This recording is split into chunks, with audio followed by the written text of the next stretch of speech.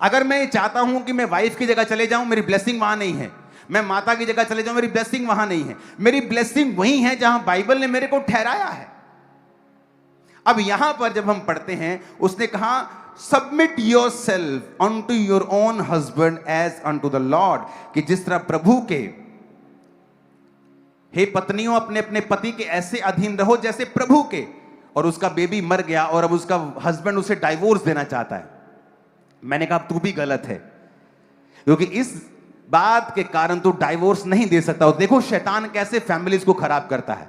पहले औरत ने बात नहीं सुनी, अपनी मां की बात सुनती रही, चाहे वो दिखने में स्पिरिचुअल लग रही थी, उसकी मां ज्यादा स्पिरिचुअल लग रही थी। कई बार जब आपका स्पिरिचुअल फादर आपसे बात करता है, आपको वो स्पिरिचुअल नहीं लगता, लेकिन दूसरा व्यक्ति आपको स्पिरिचुअल लगता है। लेकिन एक्चुअल में आप और आपके स्पिरिचुअल फादर के बीच में हमेशा जो राइट होगा वो आपका स्पिरिचुअल फादर होगा। याद रखना, मैंने नोटिस किया है और मैंने ये सीखा है हार्ड वे में, अपने स्पिरिचुअल फादर के साथ मैंने सीखा है। कई बातों में मैं उनके साथ नाराज रहा, पर मुझे झुकना पड़ा, मैंने सीखा है। मैं आपको बता रहा हूं, मेरी लाइफ का एक्सपीरियंस भी है और बाइबल भी यही कहती है। अब यहां पर परमेश्वर ने क्या कहा, for the husband is the head of the wife, even Christ is the head of the church, कि जो पति है पत्नी का सिर है, जैसे मसीह कलीसिया का सिर है और स्वयं ही देह का उद्धार करता है। Therefore as the church is subject unto Christ, जिस तरह कलीसिया मसीह के अधीन है, पत्नियां भी हर बात में अपने पति के अधीन रहें। कितनी बातों में? कितनी बातों में? हर बात में। मेरी और मेरी पत्नी के बीच में एक भी अनसॉल्व्ड इशू नहीं है, एक भी। कपड़े पहनने से लेके, बाहर आने जाने से लेके, बच्चों से लेके, फ्यूचर से लेके, फाइनेंस से लेके, एक भी इशू नहीं है जहां हम बोले कि नहीं मैं इससे सहमत नहीं हूं, क्योंकि इसमें हमारी भलाई है।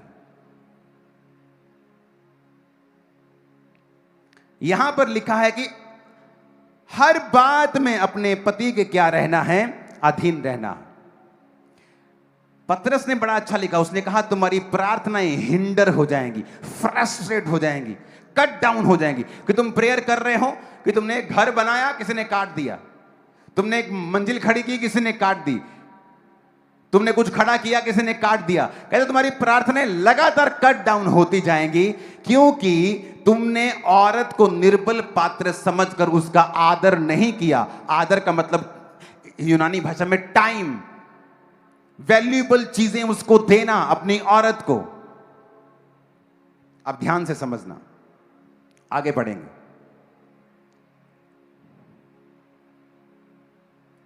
28 आयत से पढ़ेंगे। इस प्रकार उचित है कि पति अपनी पत्नी से अपनी देह के समान प्यार करे। जो अपनी पत्नी से प्रेम रखता है वो अपने आप से प्रेम रखता है, क्योंकि किसी ने अपने शरीर से बैर नहीं रखा, वरन उसका पालन पोषण करता है, जैसा मसीह भी कलीसिया के साथ करता है। इसलिए हम उसकी देह के अंग हैं। इस कारण मनुष्य अपने माता पिता को छोड़कर अपनी पत्नी से मिला रहेगा, वो दोनों एक तन होंगे। कितनी बार देखो सेम वर्स बाइबल में आपको बार बार बार बार बार बार मिलती है। एक ही वर्स आपको बार बार मिलती है बाइबल में। क्यों परमेश्वर ने ऐसा बार बार बार बार लिखा है? एक ही चीज। 29 आयत फिर से हम पढ़ेंगे, उसमें लिखा है किसी ने भी अपने शरीर से बैर नहीं रखा, वरन उसका पालन पोषण करता है। For no man ever yet hated his own flesh, but nourisheth and cherisheth. यह पति के बारे में लिखा है। कहता कोई भी अपने जो शरीर से बैर नहीं रखता, बल्कि उसे नरिश करता है और चेरिश करता है। जब आप नरिश को पढ़ते हैं रियल बाइबल में, जिस भाषा में बाइबल लिखी गई थी, उसका मतलब है काई। और जब आप चेरिश को पढ़ते हैं उसका मतलब है थाल्पो। इनका मतलब है, जब आप नरिश को पढ़ते हैं, और नरिश में उसका जो शब्द है ट्रेफो से वो निकला है, जिसका मतलब मैं आपको बताता हूं। कहता implication to cherish, to pamper. बच्चों को पैम्पर करते हैं ना, हस्बैंड को बोला है वाइफ को पैम्पर करने के लिए। आप हैरान हो जाएंगे, बाइबल में देखो कितनी डीप बातें लिखी हैं चेरिश करने के लिए। और स्पेशल लिखा है ग्रीक भाषा का 5142वां शब्द, क्योंकि ये जो शब्द था नॉरिशित, पालन पोषण, ये आया है एक्ट्रेफो से, और एक्ट्रेफो शब्द लिया गया है ट्रेफो से, जो 5142वां शब्द है, जिसका मतलब है implication to cherish with food, pamper, bring up, feed, nourish. कभी अपनी पत्नी को कभी उसकी फेवरेट डिश बनाकर खिलाई है आप लोगों ने?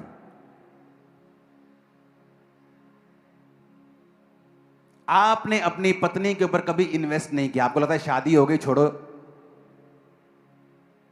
और यह आदमी की सबसे बड़ी भूल है और बेवकूफी है। उसे लगता है औरत दिन रात बस गधों की तरह खाना बना के मुझे खिलाई जाए, खिलाई जाए, खिलाई जाए, बस मैं खाता जाऊं, जानवरों की तरह खाता जाऊं, खाता जाऊं, खाता जाऊं, खाता। और वचन क्या कहता है? कहता जिस तरह मसीह ने तुम्हारा पालन पोषण किया है, तुम भी, कहता उसका क्या करो? But nourish it and cherish it.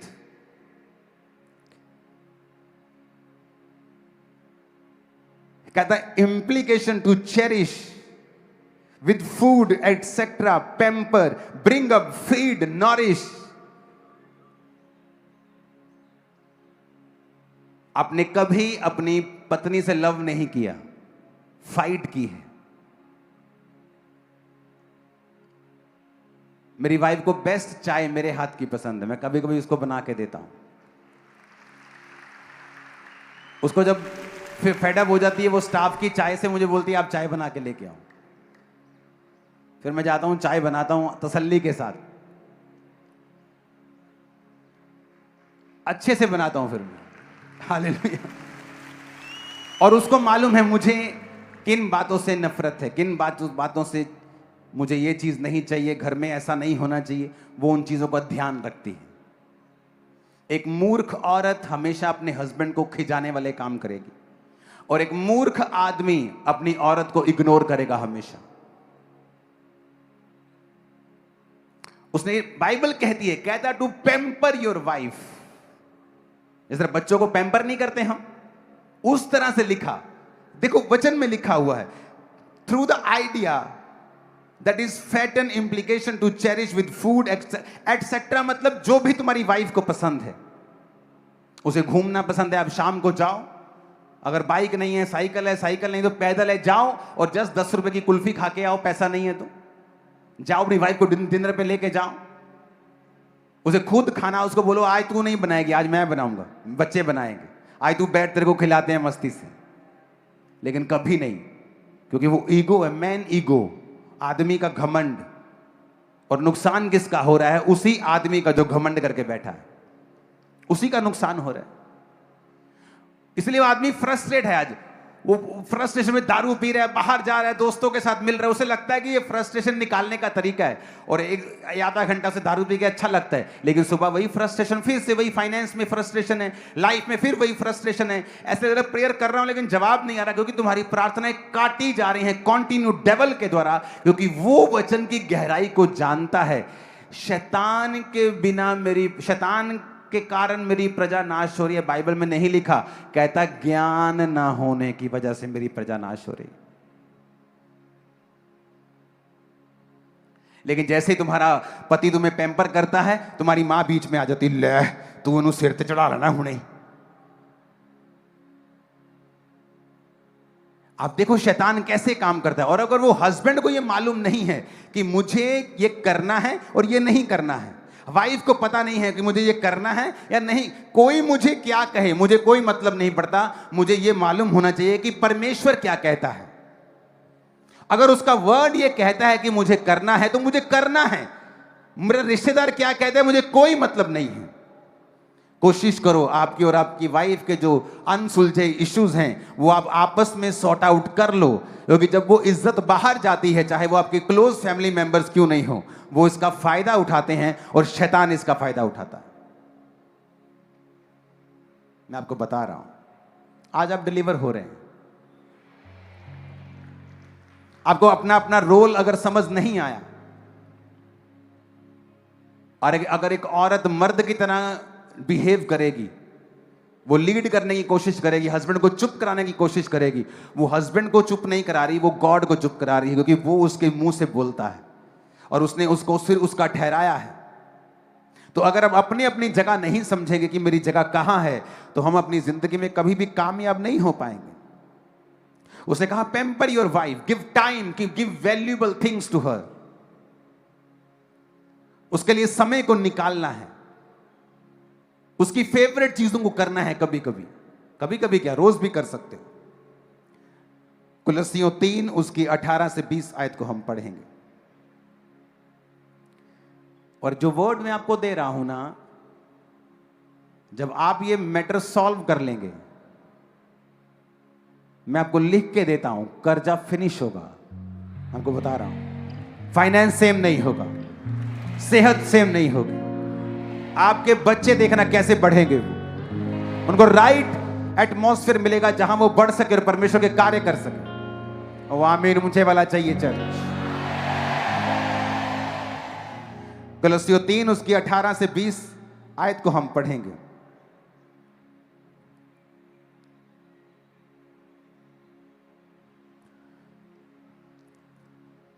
लिखा है, पत्नियों प्रभु में जैसे उचित है वैसे ही अपने पति के अधीन रहो। सेम बात देखो, फिर से उसने बोली, हे पत्नियों जैसे प्रभु में उचित है अपने पति के अधीन रहो। हे पतियों अपनी पत्नी से प्रेम करो और उससे कठोरता ना करो। वचन हमें बार बार ये बातें सिखाता है।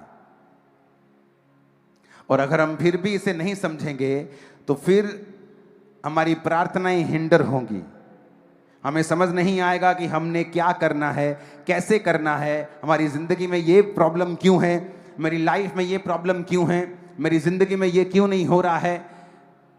ये होगा क्योंकि आप बाइबल के जो नियम हैं उन वचनों को आप ब्रेक कर रहे हो। अगर आप पत्नी को गाली दे रहे हो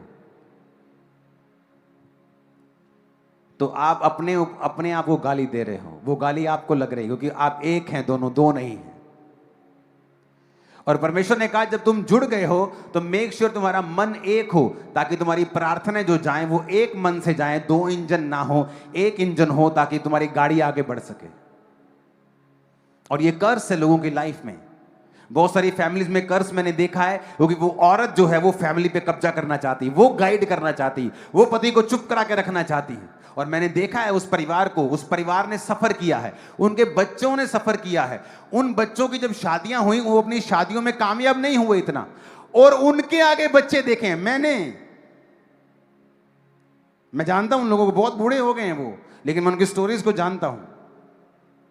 और ये कर्स फॉलो कर रहा है पीढ़ी दर पीढ़ी, क्योंकि एक व्यक्ति ने जब वचन को तोड़ा वो वैसे ही लोगों को पैदा करता गया जो आगे उसके जैसे हैं, और वो वैसा ही पैटर्न पूरी फैमिली में फॉलो कर रहा है। हालेलुया। आज एक मां का काम है कि वो वाइफ और हस्बैंड के बीच में दीवार ना बने, बल्कि उनको करीब आने का कारण बने, और प्रभु उसको भी ब्लेस करेगा। सास का काम है कि वो करीब आने का काम करे, उनके करीब उनको जाने दे, उसको छोड़ दे।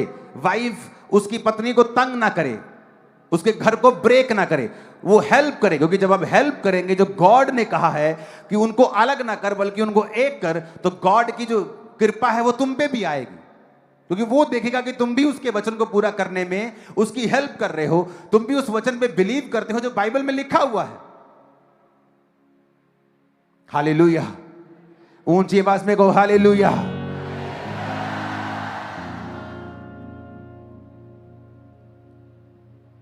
कितने इन बातों को समझ रहे हैं? आपको ये बात समझ आनी चाहिए कि जिस दिन आपकी पत्नी आपके साथ मिली, आप एक हो चुके हैं। अब यहां का हिसाब है, अगर पत्नी के घर में कोई प्रॉब्लम है, उसके पिता को कोई प्रॉब्लम है, या उसकी मां को कोई प्रॉब्लम है, पत्नी की मां को, तो हस्बैंड और उसकी फैमिली का पूरा जोर होता है कि हमारे घर से 1 रुपया भी वहां नहीं जाएगा। क्यों? क्योंकि ये रीत है। किसने बनाई ये रीत? कभी सोचा है? किसने कहा आदमी संघर्ष के लिए पैदा हुआ? कभी सोचा है? हो सकता है जो तुम फॉलो कर रहे हो वो इस सदी का सबसे बड़ा झूठ और सदी की सबसे निकम्मी बात हो जो तुम फॉलो कर रहे हो, जब तक तुम्हें यह नहीं पता बाइबल क्या कहती है। वो पत्नी जो तुम्हारे लिए बच्चे पैदा कर रही है, तुम्हें खिला रही है, पिला रही है, तुम्हें बना रही है, सारा अपना घर छोड़कर तुम्हारे साथ है, तुम उसकी फैमिली की हेल्प नहीं कर पा रहे हो। तुम्हारे जैसा कंजूस और निकम्मा आदमी और कोई नहीं। और वो जो सब कुछ छोड़ के तुम्हारे पास है, अफ्रीका में अगर आपको शादी करनी है तो वहां सिस्टम राइट है, आपको औरत के लिए पैसे देने होते हैं उसकी मां को। मैं 10 गाय दूंगा, मैं 15 गाय दूंगा, डॉरी देते हैं वहां। यहां उल्टा हिसाब से लड़की भी ले लेते हैं और पैसा भी ले लेते हैं।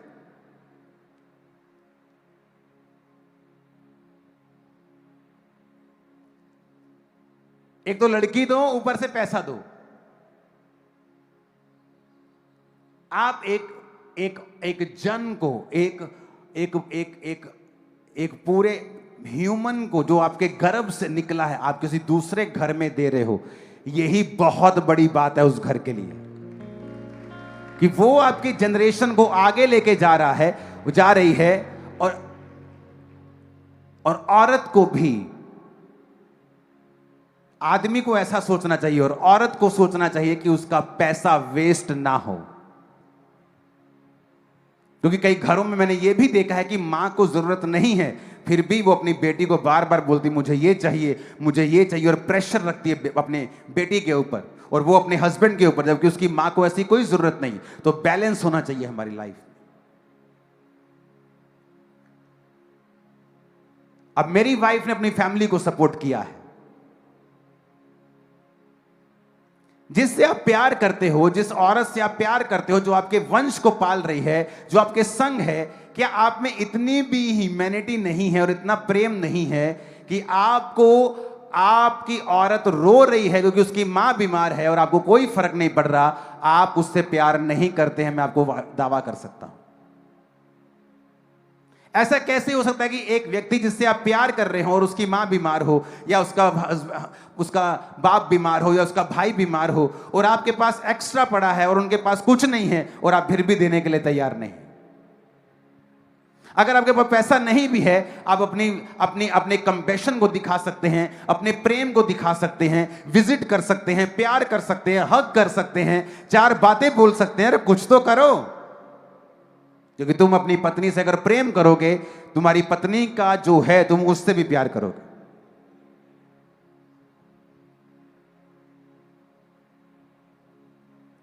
आज समझ आ रही है बातें कि नहीं आ रही हैं? और ये रियल परफेक्ट लाइफ का सीक्रेट है जो मैं आपको दे रहा हूं।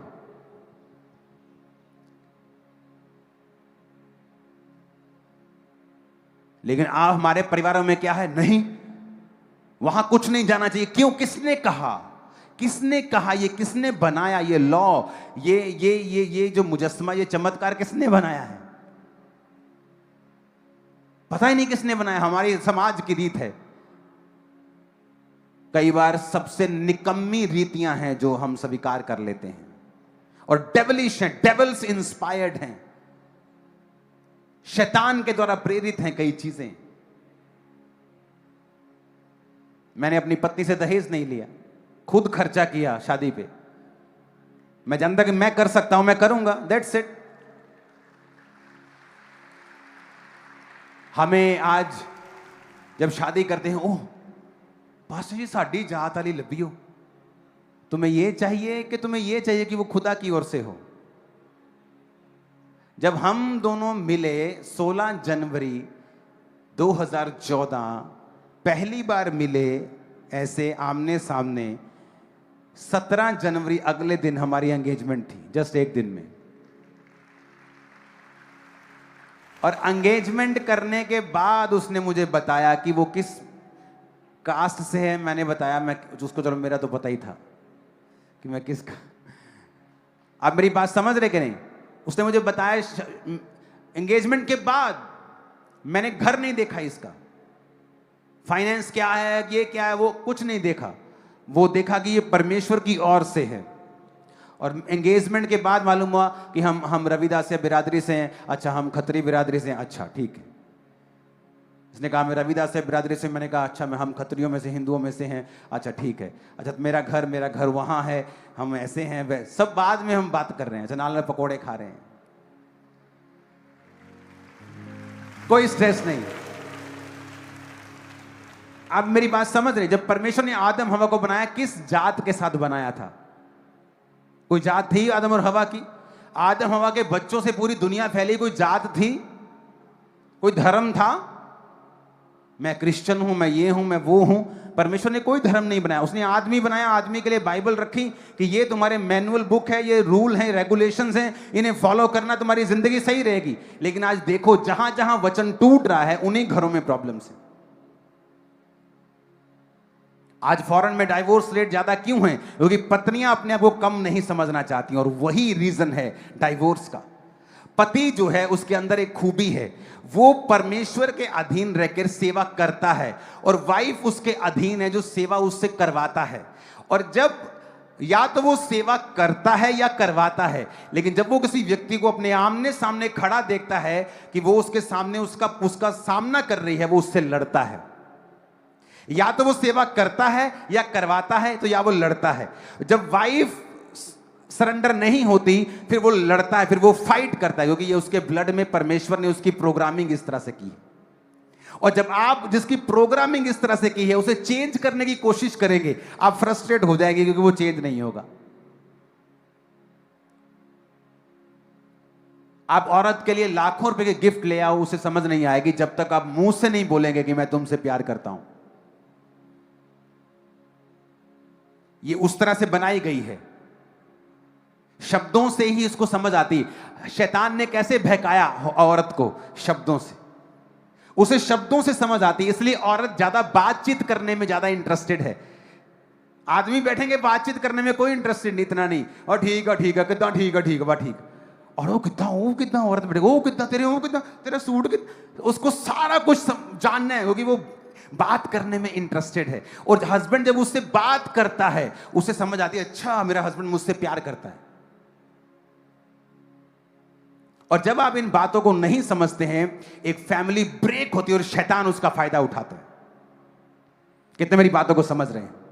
हस्बैंड को परमेश्वर ने बनाया ही इस तरह से है कि या तो वो सेवा करता है या वो अपने अधीन सेवा करवाता है, यानी या वो अपने साथ अपने लोगों को अपने अधीन देखता है। वो आमना सामना जब देखता है वो फाइट करता है, क्योंकि ये परमेश्वर ने बनाया है उसको ऐसा। ये प्रोग्रामिंग। मेरे पास एक डॉग है, ओके, वो कैनी कोर्सो नाम का डॉग है, जो इटालियन ब्रीड है, जो गार्ड डॉग है। अगर आप उसकी शक्ल देखेंगे वो डर लगता है उसको देखकर, वो वाकई डरावना है। वो काट लेता है लोगों को। मैं जितना मर्जी उसको ट्रेंड करूं कि नो शांत रहना है, उसके ब्लड में, उसको जब ब्रीड किया गया था, उसको जब बनाया गया था, उसकी नस्ल जब बनाई गई थी, गार्ड डॉग था। यानी वो कभी भी पुछ करके, वो जो डॉग्स होते हैं ना घर में आपके छोटे, जो लैब्राडोर टाइप, आप उनको बिस्कुट दो, जो चोरी कर लो चाहे घर में, वो कुछ नहीं कहते। ये डॉग आपको उसको बिस्किट दो, वो आपका बिस्किट भी खा जाएगा, तुम्हें भी खा जाएगा। तुम उसको आगे पूछ करके चिकन दो, तुम्हारा चिकन भी खा जाएगा, तुम्हें भी खा जाएगा। वो ऐसा है कि तुम जितना मर्जी उसको बोलो बेटा नहीं काटना है, काम डाउन, वो काटेगा। वो गार्ड डॉग है, वो भौंकेगा नहीं, वो काटता है लोगों को। हम उसको बांध के रखना पड़ता है, उसे अलग रखना पड़ता है। सिर्फ मेरी फैमिली में मेरी बात वो सुनता है। मेरे मदर्स आए वो उनको भौंकता है, मेरे फादर आए वो उनको भौंकता है। क्यों? उसकी प्रोग्रामिंग उस तरह से की गई है, उसको बनाया ही इस तरह से गया, उसके ब्लड में है ये। आप उसको चेंज नहीं कर सकते, आप वाइफ को चेंज नहीं कर सकते, उसके ब्लड में है ये चीजें। आपको बात करनी पड़ेगी, आपको उसे इमोशनल सेटिस्फाइड करना पड़ेगा। आदमी के ब्लड में है कि वो या तो अधीनगी करता है या करवाता है। आप उसको चेंज नहीं कर सकते। जब आप चेंज करने की कोशिश करेंगे एक दूसरे को, आप फ्रस्ट्रेट होंगे, क्योंकि वो उनके ब्लड में, उनके सॉफ्टवेयर में नहीं है। आप ब्लेस हो आज।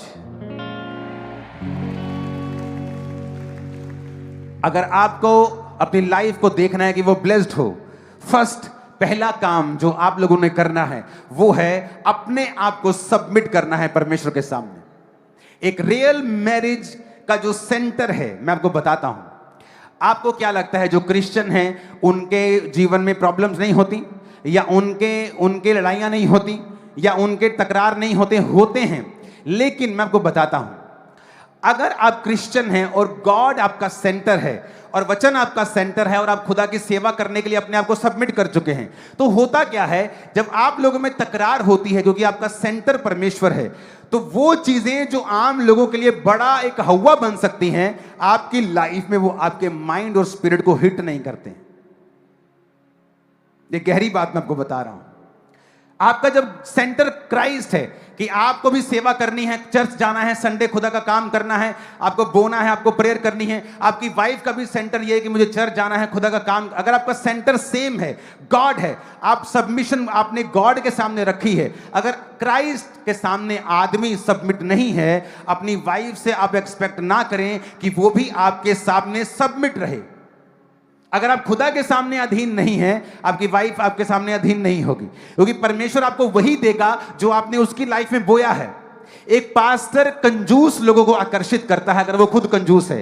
एक पास्टर अमीर लोगों को आकर्षित करता है अगर वो खुद बोने वाला है। तो आप जाके देख लो, आप जैसे होते हैं वैसे लोगों को आकर्षित करते हैं। अगर मैं आपको बीच में छोड़ दूं अभी आमीन करने के बाद, चुगली वाला चुगली को ढूंढेगा, व्यभिचारी व्यभिचारी को ढूंढ लेगा, आत्मिक आत्मिक को ढूंढ लेगा। आप हैरान होंगे कि ये लोग एक दूसरे को जानते नहीं थे, एक दूसरे को कुछ नहीं पता, लेकिन ऐसे एक दूसरे के साथ चिपक जाएगा। व्यभिचारी से व्यभिचारी, चुगल से चुगलखोर, चोर के साथ चोर, रोजे रखने वाले के साथ जुड़ जाएगा, आत्मिक आत्मिक के साथ जुड़ जाएगा, अपने आप, क्योंकि आप अपने जैसे लोगों को अपनी ओर खींचते हैं। और जब आप आदमी परमेश्वर के अधीन नहीं हैं, ये वचन पूरा फिर नहीं होता, आपकी पत्नियां आपके अधीन नहीं रहती। अगर आपको चाहिए गॉड की ओर से पत्नी आपको मिले, आपको परमेश्वर के अधीन रहना है, वर्ड फॉलो करना है, ताकि परमेश्वर आपको देखे। आदम परमेश्वर का काम कर रहा था जब उसने कहा, परमेश्वर ने, कि मैं इसको पत्नी दूंगा जो इसके साथ हेल्प करेगी, इसकी हेल्प करेगी, वो हेल्पर होगी। ऊंची आवाज में हालेलुया कहो जरा। अगर आप अपने पति का ऑनर नहीं करती हैं, प्रभु आपको ब्लेस नहीं करेगा। आप बीमार होंगी, आप प्रार्थना करती रहेंगी, जवाब नहीं आएगा। आप मेडिसिन पे मेडिसिन खाती जाएंगी, भजन संहिता 51 और 91 पढ़ती जाएंगी, और जवाब नहीं आएगा, क्योंकि उसका वचन पहले पूरा होगा तो जवाब आएगा। अपने हाथों को उठाओ, इस वचन को ध्यान से सुनना फिर से, और इसे पूरा करना।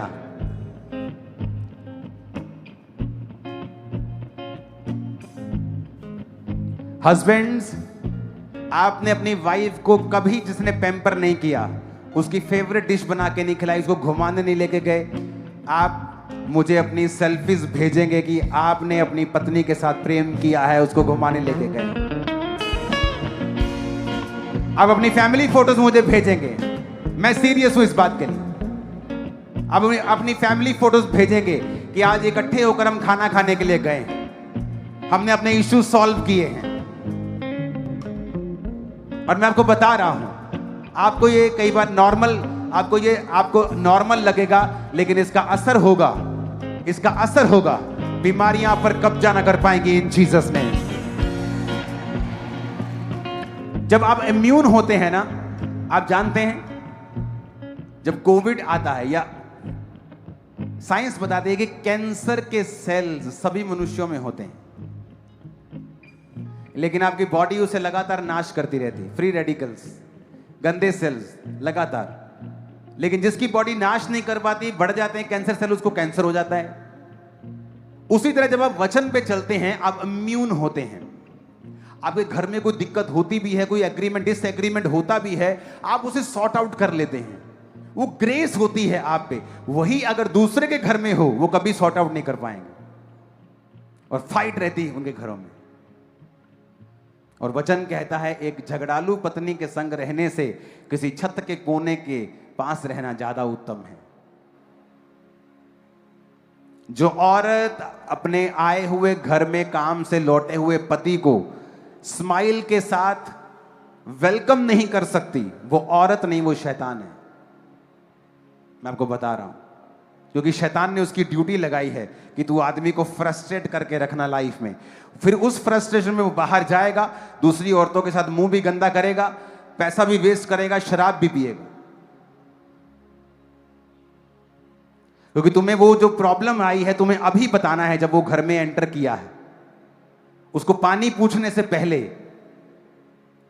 उसको स्माइल देके वेलकम करने से पहले, उसको हंसी के साथ वेलकम करने, तुझे पहले बताना है कि आज क्या चल रहा है।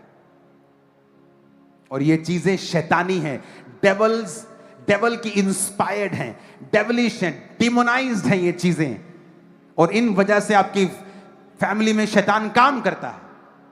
मैं ये स्टोरी आपको सुना चुका हूं, इसके बाद मैं एंड करूंगा। एक वॉलंटियर आया चर्च में, और 60 साल की औरत कहती मेरा हस्बैंड अभी भी चाहता कि मैं उसके साथ लेटूं, सोऊं। आप मैरिड लोग समझ गए होंगे। मैंने कहा इसमें क्या प्रॉब्लम है तेरे को, वो चाहता है तो वचन कहता है कि पत्नी को अपने पति, अपनी देह पर अधिकार नहीं, बल्कि उसकी देह पर अधिकार उसके पति का है। पति को अपनी देह पर अधिकार नहीं, बल्कि वो देह उसकी पत्नी की है। तो मैंने कहा अगर वो चाहता है तो तुझे करना चाहिए।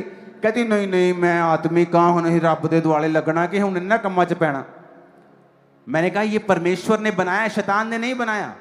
और जब तुम पति पत्नी हो, ये परमेश्वर ने बनाया, ये खुदा ने बनाया, शैतान ने तुम्हारे शरीर नहीं बनाए। ये फीलिंग शैतान ने थोड़ी बनाई है। नहीं, उसको लगा कि मैं अभी बच्चा हूं, क्योंकि उसमें जस्ट मैं 23-24 साल का था, 16 साल पहले। उसे लगा पास्टर साहब बच्चे हैं अभी। थोड़े दिन बाद एक मैसेज आया कि उसका बूढ़ा पति उस गांव की जवान लड़की के संग भाग गया है। मैंने कहा अब बोल कैसा लगा तेरे को। आदमी को बनाया जिस तरह है परमेश्वर ने, तू उसको चेंज करने की कोशिश मत कर। वो आदमी की रिक्वायरमेंट है। अगर तू उसे बदलने की कोशिश करेगी तो तू खुद पाप में आदमी को फंसाएगी, और उसका असर खुद तेरे पूरे परिवार पे होगा, और तू खुद उसी असर में होगी। फिर अकल आई।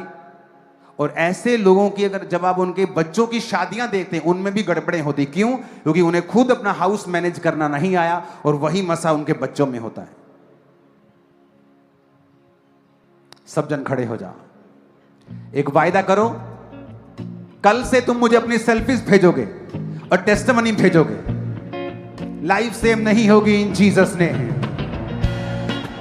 और जो कुंवारे लोग हैं, ये वचन आपके फ्यूचर के लिए था। ये वचन आपको शिक्षित करने के लिए था, क्योंकि जो आपके माता पिता ने सहा है आप उसे नहीं सहेंगे। ये कर्ज आपका हिस्सा नहीं है। उठाओ अपने हाथों को। Thank you Jesus. हम पे तेरा फजल कीमती है। चेंज करें। अपने हाथों को उठाओ और प्रार्थना करेंगे खुदाबंद की दासी के साथ मिलकर। यस परमेश्वर, आज के वचन के द्वारा खुदाबंद, आज सभी कलीसिया जो मैरिटल कपल्स हैं खुदाबंद, इनके जीवन में एक बड़ी ग्रेस और बड़ी बरकत और तेरी आत्मिक विस्डम इनके जीवनों में आए परमेश्वर।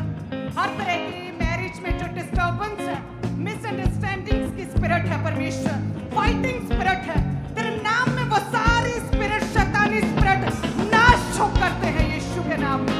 होली गोस्ट फायर के साथ नाश करते हैं।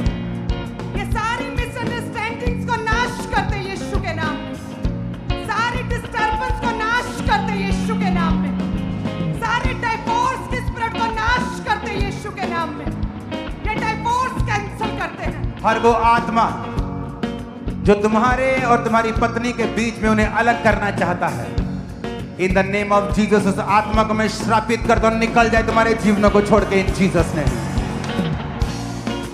हर वो चीज जो शैतानी इंस्पिरेशन से है, तुम्हारे दोस्त के बीच से, तुम्हारी फैमिली के बीच से तुम्हारे जीवन पे काम करती है, आज वो सारी इंस्पिरेशंस को तुम्हारी लाइफ से मैं कट करता हूं यीशु मसीह के सामर्थ्य नाम में। आमीन। ऊंचाई आशीष हमारी,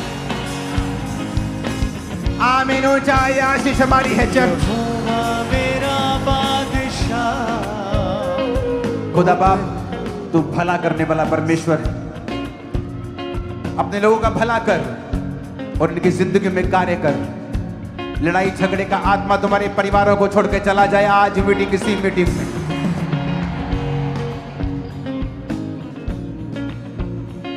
वो औरत जो अपने पत्नी से प्रेम नहीं कर सकती, वो औरत नहीं है।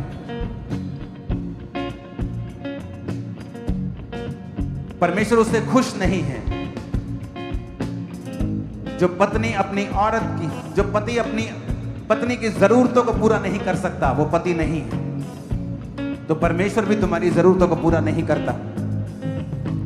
आज जितनी मिसअंडरस्टैंडिंग इन परिवारों में है, वो शैतानी आत्माओं के द्वारा इंस्पायर्ड जितना भी जादू और टोना, जितनी रुकावटें, जितनी स्पिरिट्स, मिसअंडरस्टैंडिंग्स, बॉन्डेजेस, दीवारें जो बन चुकी हैं, यीशु की होली गोस्ट फायर से जला के नाश कर दी जाए। परमेश्वर की आग के द्वारा वो सारी दीवारें नाश कर दी जाएं यीशु के नाम।